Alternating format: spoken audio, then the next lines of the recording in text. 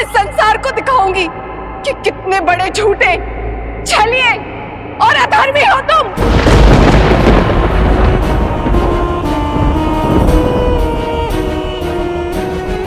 मैं आपकी पीड़ा समझता हूं देवी, और आपसे क्षमा भी मांगता हूं।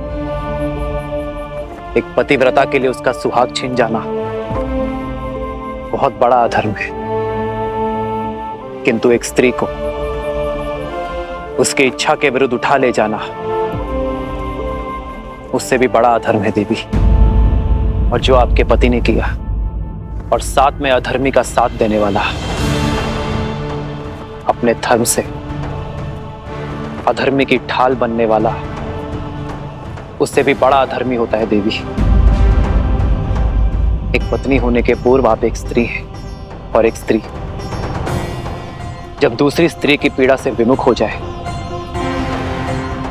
तो उसका कर्म भी अधूरा होता है और धर्म भी। और जो धर्म को छले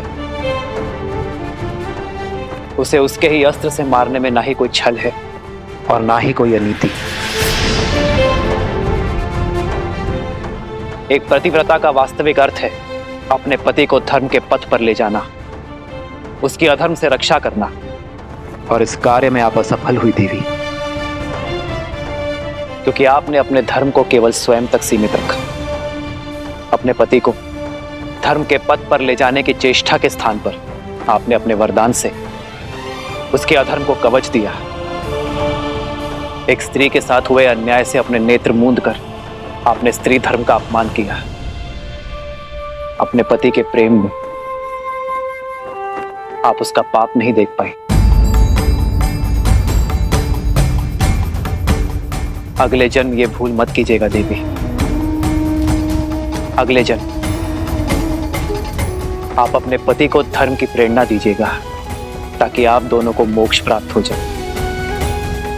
पति पत्नी एक दूसरे के पूरक होते हैं देवी। एक का किया धर्म दूसरे को तारता है, तो एक का अधर्म दूसरे के संहार का कारण बनता है।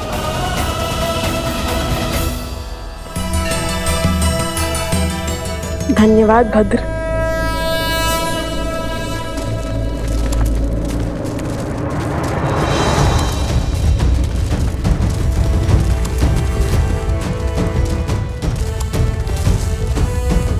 ये कौन है? ये मेरी सेना है। मिथिला की सेना? मैं मिथिला नरेश जनक हूं। माता सीता के पिता, अयोध्यापति राजा राम के ससुर।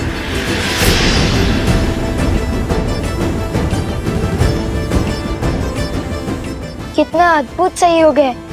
यहाँ आने के मार्ग में अयोध्या का ध्वज दिखा और अब मिथिला नरेश स्वयं प्रकट हो गए।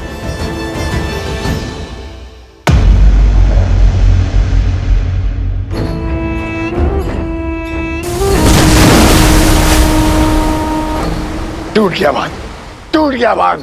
उठो उठो मकरासुर, उठो।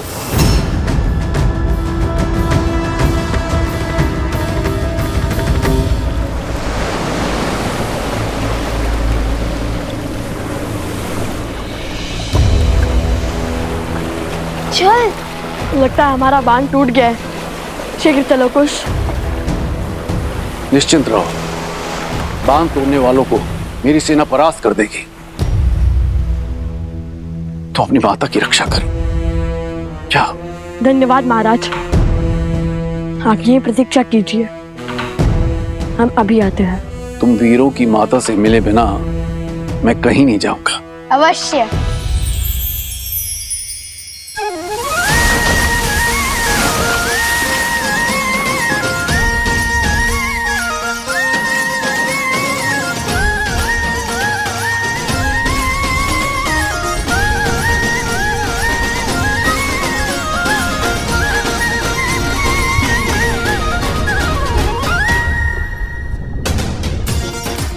सज हो कुश। कुछ तो सदा से सच रहने में विश्वास करता है भैया।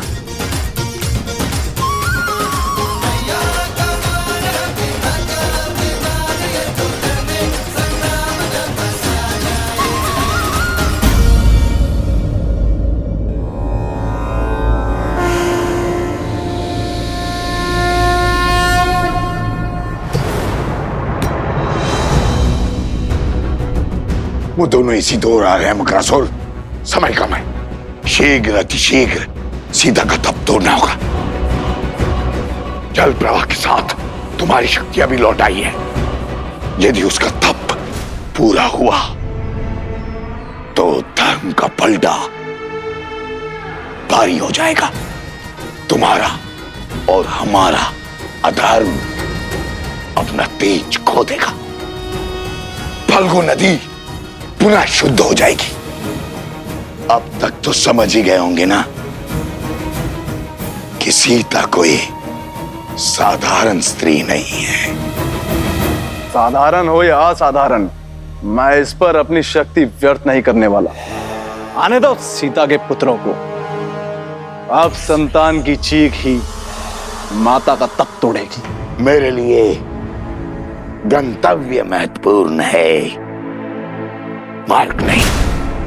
परंतु स्मरण रखना, अहंकार और आवश्यकता से अधिक आत्मविश्वास तो दशानंद रावण को भी ले डूबा था। ये मेरा अहंकार नहीं, मेरा विश्वास है। कोई साधारण शस्त्र मेरे तन को नहीं भेद सकता। इन बालकों की मृत्यु आज निश्चित है। मकरासुर, त्रिलोकपुरी में कुछ अनिष्ट घटा है। मुझे प्रस्थान करना है मकरासुर, किंतु लक्ष्य मत चूकना। राक्षस कुल का भविष्य तुम्हारे हाथ में है।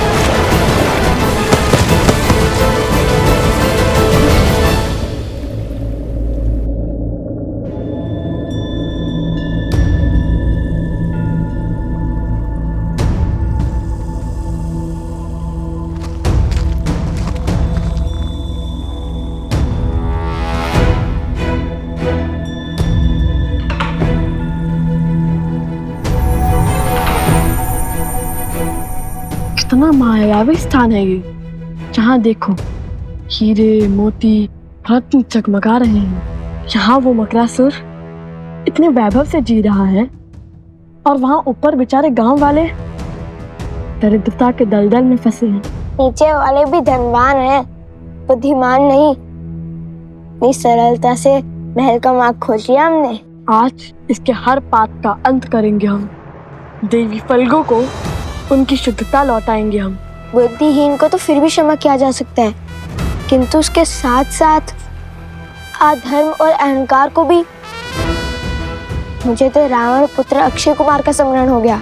हमारी भांति हनुमान जी को भी उस अधर्मी का अंत करना पड़ा। आज तो नहीं छोड़ेंगे उस दुष्ट राक्षस को।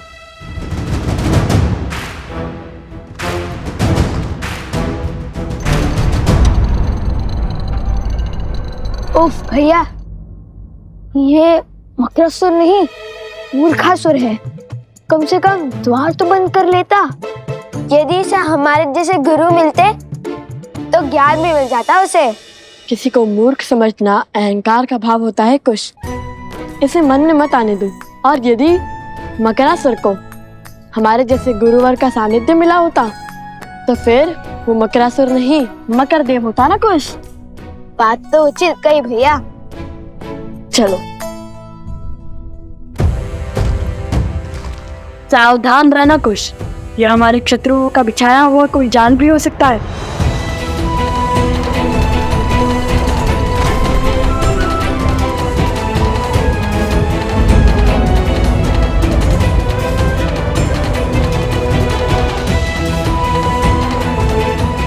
माता,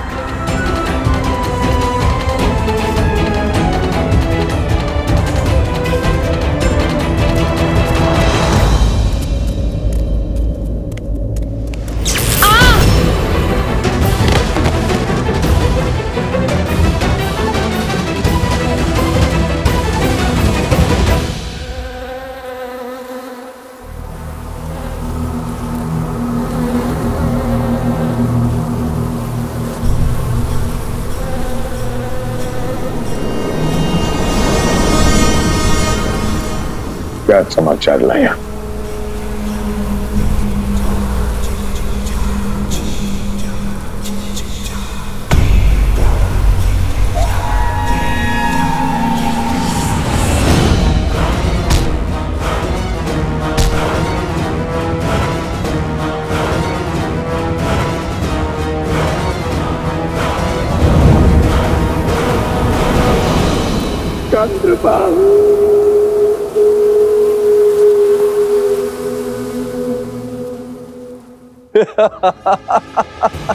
ये मकरासुर का पाश है, यहां से बचना असंभव है बालकों।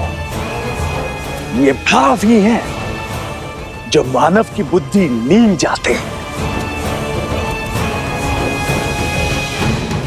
अपनी माता की स्थिति देख, मेरे जाल में फंस गए तुम, विवेक हार गए तुम।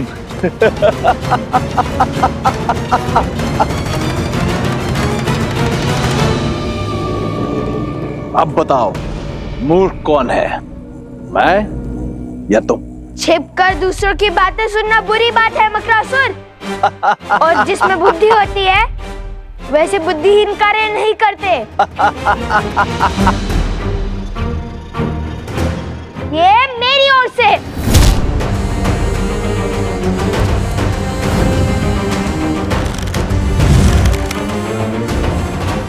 मूर्ख तुम हो, क्योंकि तुमने अधर्म का मार्ग चुना है।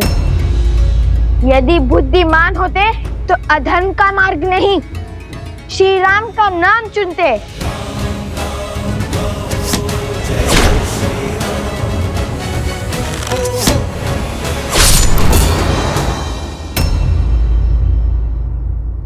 करो प्रयास। ये मकर की त्वचा है और मैं मकरासुर। तुम्हारा कोई बाण मुझे भेद नहीं सकता। ये नानाद का वान है, अवश्य इस धरा को मकरासुर के आतंक से मुक्त करा देंगे।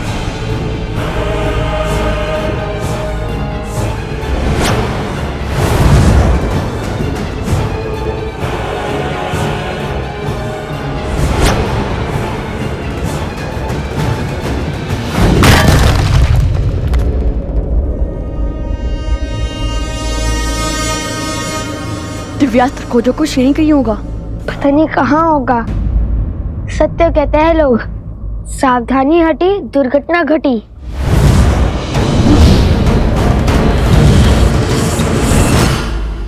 कोश क्या कर रहे हो? ठीक है, मानता हूँ, अब अधिक सावधान हूँ।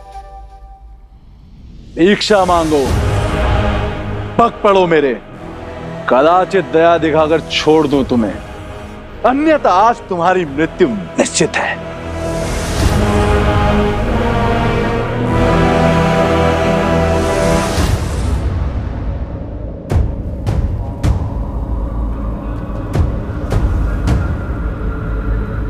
समय तो बीतता जा रहा।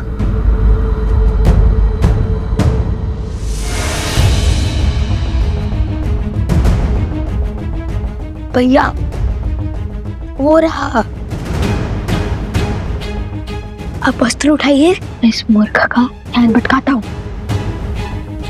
सावधान रहना कुश।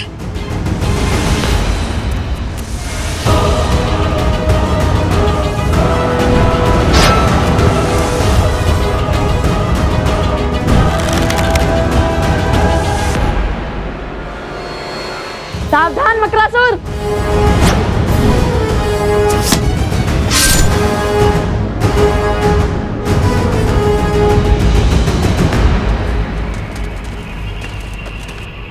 बांध को तोड़ने वाले सभी असुरों को हमने मार गिराया, अब उनमें कोई भी शेष नहीं बचा।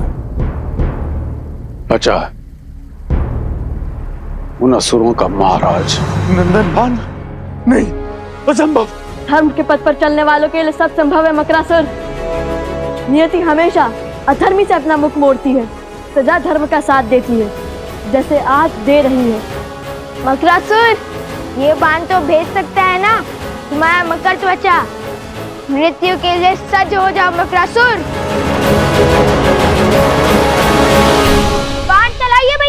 नहीं, हम धर्म मर्यादा पुरुषोत्तम श्री राम के भक्त हैं। वो हमेशा अधर्म को एक अंतिम अवसर देते हैं और हम भी देंगे। बोलो मकरासुर, क्या तुम क्षमा मांगकर अधर्म के पथ को छोड़कर धर्म के पथ को अपनाओगे? ये क्या कह रहे हैं भैया? श्री राम का अनुसरण कर रहा हूँ कि यदि वो यहाँ होते तो इस अधर्मी को सुधरने का अंतिम अवसर अवश्य देते। हाँ, देते तो सही। बोलो मक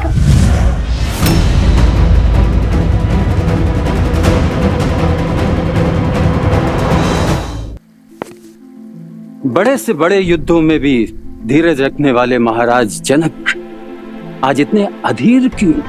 उसका उत्तर तो मैं भी खोज रहा हूं। जाने क्यों ऐसा प्रतीत हो रहा है कि इन बालकों के साथ कोई विशेष नाता है मेरा। मेरे अपने हैं, मेरा रक्त दौड़ता है इनमें। संबंध और स्नेह की न जाने किस भंवर में बह रहा हूं। कहा था ना भैया मैंने, सावधानी हटी दुर्घटना घटी। लगता है भयभीत होकर भाग गया।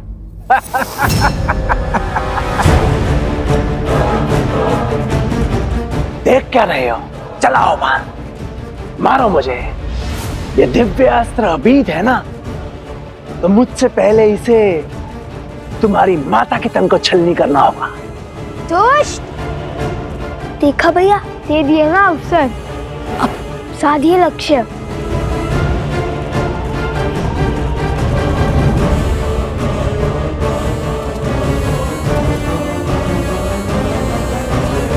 तो माता के पीछे से हट ही नहीं रहा है। तुम माता को हटा देते हैं। हटिए माता। नहीं, माता ने प्रण लिया है कि जब तक उनका तप पूर्ण नहीं होता वे अपना ध्यान नहीं तोड़ेंगे। उन्हें तो इस स्थिति का आभास तक नहीं होगा।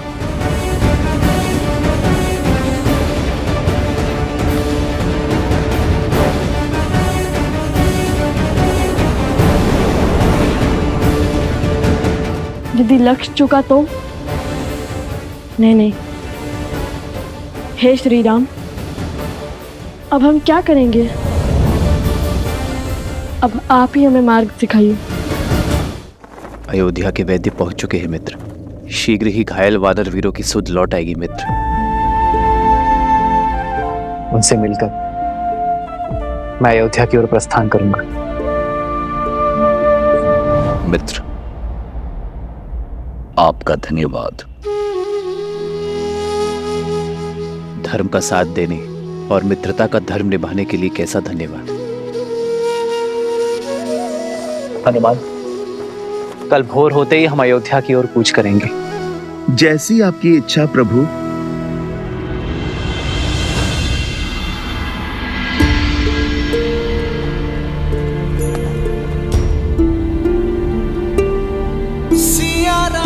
अयोध्या पहुंचते ही